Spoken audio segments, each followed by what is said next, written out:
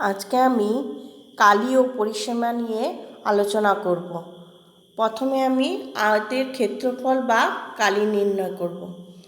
আয়তের কালিকে আমরা ক্ষেত্রফলও বলতে পারি। তো প্রথমে আমি আয়তের ক্ষেত্রফল বা কালি নির্ণয় করা দেখাবো। এখন আমরা আয়তের ক্ষেত্রফল বা কালি নির্ণয় করব। দেখো এখানে একটা ছবি দেওয়া রয়েছে। আয়তের দৈর্ঘ্য দেওয়া রয়েছে 4 সেন্টিমিটার আর প্রস্থ দেওয়া রয়েছে 2 সেন্টিমিটার।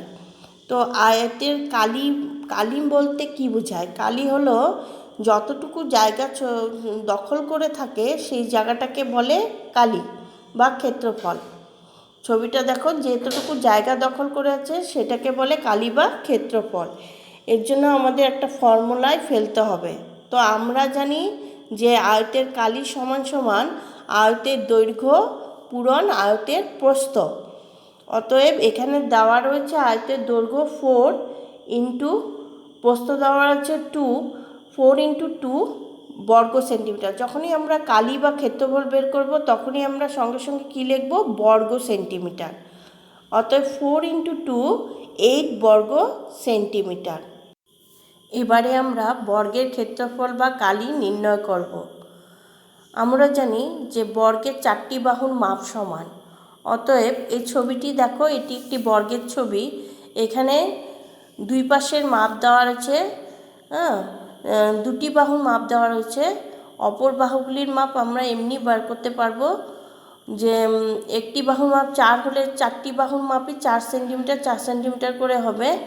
তো এখানে জায়গার অভাবের জন্য আমি দিইনি, কিন্তু দুই পাশে দেওয়া রয়েছে। বিপরীত বাহুগুলো যেহেতু সমান, এখানে 4 সেন্টিমিটার 4 সেন্টিমিটার তোমরা ধরে নিও। এবারে এই যে বর্গের কালি বা ক্ষেত্রফল, বর্গটা কতটুকু জায়গা দখল করে আছে সেটা নির্ণয় করতে আমাদের একটা ফর্মুলার দরকার বা সূত্রের দরকার। সেই সূত্রটা কি? আমরা জানি বর্গের কালি সমান সমান বাহু পূরণ বাহু। এই বাহু পূরণ বাহু, একটি বাহু দৈর্ঘ্যটা যেহেতু দুটো বাহুরই মাপ সমান, বিপরীত বাহুগুলোর মাপ সমান, তো 4টি বাহুরই মাপ সমান বর্গের ক্ষেত্রে। তো এখানে বাহু পূরণ বাহু, তার মানে হচ্ছে 4 ইন্টু 4 বর্গ সেন্টিমিটার। যেহেতু কালি বা ক্ষেত্রফল বের করতে গেলে আমাদের কি লিখতে হয়? বর্গ সেন্টিমিটার। তার এখানে 4 ইন্টু 4 16 বর্গ সেন্টিমিটার। তো এখানে বর্গের ক্ষেত্রফল বা কালি কত বেরোলো? 16 সেন্টিমিটার। এতক্ষণ আমরা কালি নিয়ে আলোচনা করতেছিলাম। আয়তের কালি, বর্গের কালি। কালি তো যতটুকু জায়গা দখল করে থাকে সেই অংশটাই হলো কালি। এবারে আমরা পরিসীমা নিয়ে আলোচনা করব। প্রথমে আমরা আয়তের পরিসীমা নিয়ে আলোচনা করব। পরিসীমা হচ্ছে চারপাশের মাপটা। এখানে আয়তের একটা ছবি দেওয়া রয়েছে। এই আয়তের চারপাশের মাপটা, চারপাশের পরিসীমার চারপাশের যে মাপটা সেটাই হচ্ছে পরিসীমা। এবারে দেখো, দৈর্ঘ্য দেওয়া রয়েছে এখানে 4 সেন্টিমিটার আর প্রস্থ দেওয়া রয়েছে 2 সেন্টিমিটার। তো ঠিক সেরকমই আমাদের এই ফর্মুলাটা জানতে হবে, সূত্রটা জানতে হবে যে আয়তের পরিসীমার ফর্মুলা হচ্ছে, আমরা জানি যে আয়তের পরিসীমা সমান সমান 2 ইন্টু দৈর্ঘ্য যোগ প্রস্থ, 2 ইন্টু দৈর্ঘ্য যোগ প্রস্থ। এখানে 2 দিয়ে ইন্টু করার একটা কারণ এইটা যে এখানে দেখো বিপরীত বাহু সমান। এখানে দেখো আয়তের বিপরীত বাহুগুলি সমান।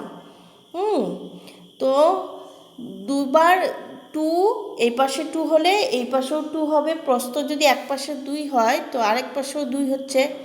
দৈর্ঘ্য যদি এক পাশে 4 হয় তো আরেক পাশটাও 4 হচ্ছে। সেই জন্য এখানে 2 দিয়ে ইন্টু করা হচ্ছে। 2 ইন্টু ব্র্যাকেটের মধ্যে দৈর্ঘ্য যোগ প্রস্থ। তো তারপরে হচ্ছে 2 ইন্টু দৈর্ঘ্য যোগ প্রস্থ। এখানে 4 প্লাস 2 ইকুয়াল টু 6। তো এখানে কিন্তু বর্গ সেন্টিমিটার হবে না, এখানে পরিসীমা বের করতে দিলে সেন্টিমিটারই লিখতে হয়। তো 2 into 6 centimetre equal to 12 centimetre. তো এখানে আয়তের পরিসীমা কত হলো আমাদের? 12 সেন্টিমিটার।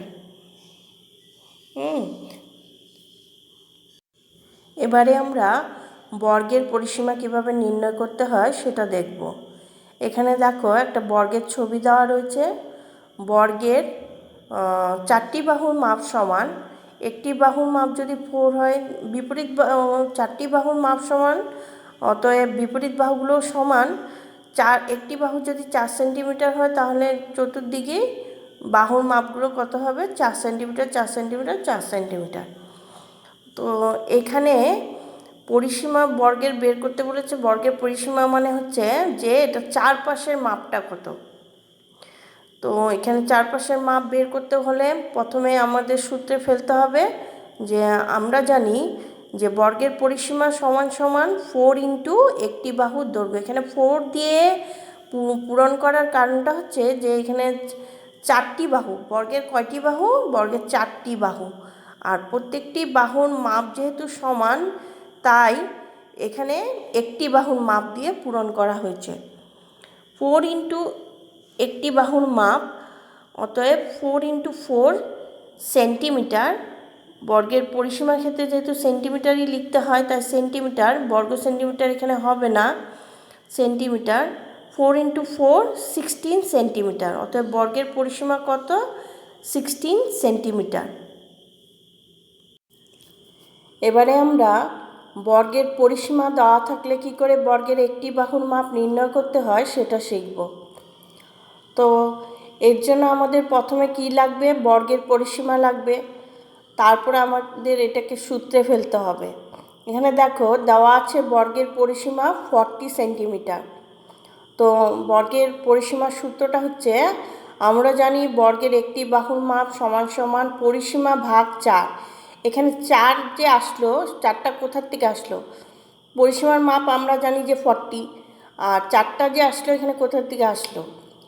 তো বর্গের কয়টি বাহু? আমরা সবাই জানি যে বর্গের 4টি বাহু। তো 4টি বাহু, যেহেতু 4টি বাহু, তাই এখানে আমরা 4 দিয়ে ডিভাইড করব। 40 divide 4 centimetre equal to 10 centimetre. তো বর্গের একটি বাহুর মাপ কত বেরোলো? 10 সেন্টিমিটার। এতক্ষণ আমরা কালি ও পরিসীমা নিয়ে আলোচনা করলাম। তা তোমরা বুঝতে পেরেছো কি না তা জানার জন্যে আমি কতগুলো প্রশ্ন এখানে দিয়েছি, সেগুলো তোমরা করবে বাড়িতে। প্রথমটা হচ্ছে, যদি আয়তক্ষেত্রের দৈর্ঘ্য 5 সেন্টিমিটার, প্রস্থ 3 সেন্টিমিটার হয়, তাহলে আয়তের পরিসীমা এবং কালি নির্ণয় করো। এখানে ভিন্ন ভিন্ন মাপ দেওয়া থাকতে পারে। এখানে 5 সেন্টিমিটারের জায়গায় হয়তো 4 সেন্টিমিটার দেওয়া থাকলো, প্রস্থ 2 সেন্টিমিটার দেওয়া থাকলো, বা 5 সেন্টিমিটারের জায়গায় দেওয়া থাকলো 8 সেন্টিমিটার, আর প্রস্থ দেওয়া থাকলো 5 সেন্টিমিটার। ভিন্ন ভিন্ন মাপ দেওয়া থাকতে পারে, তবে সূত্রে একই সূত্র হবে। একই সূত্রে অ্যাপ্লাই করে, প্রয়োগ করে তোমরা এর উত্তর বের করতে পারবে যদি সূত্রটা জানা থাকে। তো দ্বিতীয় প্রশ্নটা হচ্ছে, যদি বর্গের একটি বাহুর মাপ 8 সেন্টিমিটার হয়, তাহলে বর্গের পরিসীমা ও কালি নির্ণয় করো। তৃতীয় প্রশ্নটা হচ্ছে, যদি বর্গের পরিসীমা 20 সেন্টিমিটার হয়, তাহলে বর্গের একটি বাহুর মাপ কত? মাপ ভিন্ন ভিন্ন হতে পারে, তবে সূত্রটা একই। সূত্রটা, যে সূত্র ধরে আমি এতক্ষণ অঙ্কগুলো করলাম, সেই সূত্র ধরেই তোমরা প্রয়োগ করলেই এর উত্তর বের করতে পারবে। আশা করি তোমরা বুঝতে পেরেছো। আর এই অঙ্কগুলো করে আমাকে হোয়াটসঅ্যাপে ফটো তুলে পাঠাবে। আমি চেক করে দিব যে তোমাদের কোনটা শুদ্ধ হচ্ছে, কোনটা ভুল হচ্ছে, কোথায় কি করতে লাগবে না করতে লাগবে সেটা বলে দেব। হোয়াটসঅ্যাপে পাঠাবে। Thank you.